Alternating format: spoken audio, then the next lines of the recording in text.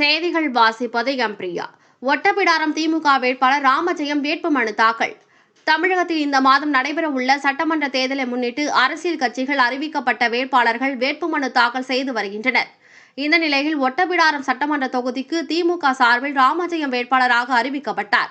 இதனை அடுத்து தூத்துக்குடி மாநகராட்சி மேயர் ஜெகன் தலைமையில் ஒட்டப்பிடாரம் முன்னாள் பஞ்சாயத்து தலைவரும் ஒன்றிய செயலாளருமான இளையராஜா முன்னிலையில் திமுக வேட்பாளர் ராமஜெயம் தேர்தல் நடத்தும் அலுவலர் சுப்புலட்சுமியிடம் வேட்புமனு தாக்கல் செய்தார். முன்னதாக ஒட்டப்பிடாரம் திமுக வேட்பாளர் ராமஜெயம் ஒட்டப்பிடாரம் சட்டமன்ற தொகுதிக்குட்பட்ட மதசார்பற்ற கூட்டணி கட்சியினர் ஊர்வலமாக புதியம்புத்தூரில் இருந்து கிளம்பி வந்தனர்.